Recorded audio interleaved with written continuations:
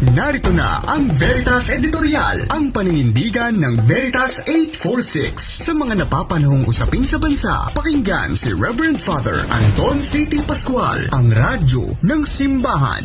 Veritas Editorial.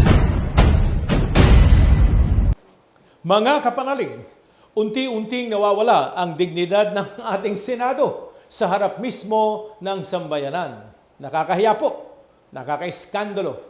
Sa isa sa mga plenaryo ng Senado noong nakaraang linggo, nagbigay ng privilege speech si Senadora Amy Marcos na kung saan ipinakita niya ang isang video presentation na naglalaman ng umano'y mga ebidensya tungkol sa planong baguhin ang saligang batas sa pamamagitan ng Constitutional Assembly o CONAS. Tampok sa video ang putol-putol ng mga pahayag, mga nakaraang pangyayari na pilit iniugnay sa charter change at mga social media posts na walang malinaw na kredibilidad.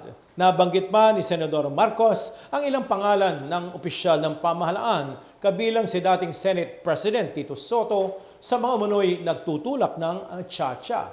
Ayon sa Senadora, kabilang daw sa plano ang pagkapalawig sa termino ng mga opisyal hanggang 2031, pagkansela ng eleksyon sa 2028 at pagbaba sa minimum age requirement sa pagtakbo bilang Pangulo. Agad namang pinabulaanan ng minorya ang mga aligasyon. Mariing giniit ni Senador Juan Miguel Zubiri na propaganda lamang ang ipinakita ni Senadora Marcos at hiniling niyang alisin ito, i-delete sa record ng Senado.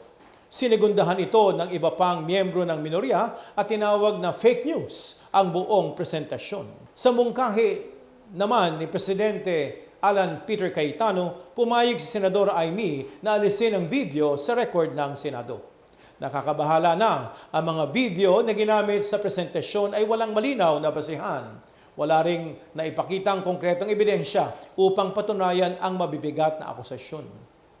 Talamak na nga ang disinformasyon sa social media pero higit na mapanganib kapag nakapapasok ito mismo sa Senado at nagagamit bilang sandata sa maruming politika. Kaya kapanalig, ang Senado ay dapat tahanan ng katotohanan, integridad at matalinong pagpapasya. Dapat itong binubuo ng mga leader na ginagamit ang kanilang talino, impluwensya upang linawin ang katotohanan, hindi upang baluktutin ito para sa pangsariling interes o pampolitikang agenda. Nakalulungkot na ang mismong institusyong inaasahang lalaban sa fake news ay tila nagiging daluyan pa nito. Ang tunay na biktima rito ay hindi ang mga senador, kundi tayong sambayanang Pilipino.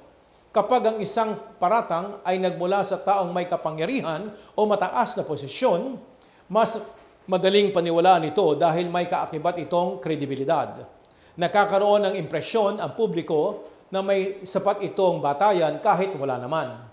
Sa huli, ang taong bayan ang nalilinlang, napapaniwala at nadadala sa galit laban sa maling tao. Samantalang ang nais lamang naman ng marami ay makitang nagtutulungan ang mga mambabatas upang tugunan ang mga tunay na problema ng ating bansa. Maalala sana ng mga senador na ang pangunahing tungkulin nila ay ang gumawa ng mga batas na makapagpapagaang sa buhay ng mamamayan. Hindi dapat sila nagpapakalat ng mga walang basihang paratang, disinformasyon at mga propaganda. Sapagkat kapag nababaluktot ang katotohanan sa loob ng institusyon, nasisila rin ang respeto at tiwala ng taong bayan sa ating Senado.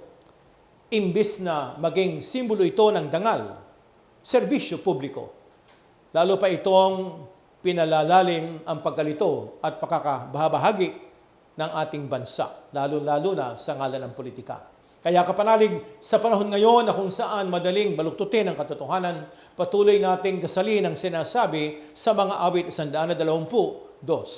Panginoon, iligtas mo kami sa mga taong sinungaling at mandaraya.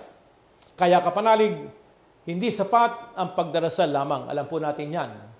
Kailangan din nating matutong magsuri, magtanong, labanan ang maling impormasyon.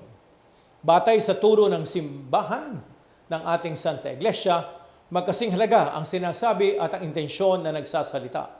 Maaaring mukhang kapanipaniwala ang isang pahayag, ngunit kung ang layunin nito ay maghasik ng pagkakahati-hati, pagkakabahabahagi, sirain ng reputasyon ng iba, at lumikha ng kaguluhan, dapat tayong maging mapagmatsyag. Dahil sa panahon ngayon, hindi lahat ng malakas ang boses ay nagsasabi ng totoo. At hindi lahat ng nasa kapangyarihan ay ginagamit ito para sa kabutihang panglahat. Kaya dapat po tayo magkaroon ng critical thinking. Sabi nga, mag-isip, magnilay, magsuri, mag-usap, at syempre, magdasal. Sumainyo ang katotohanan. Inyong napakinggan ang Veritas Editorial. Ugaliing pakinggan ng Veritas Editorial kasama si Reverend Father Anton C.T. Pascual. Veritas Editorial.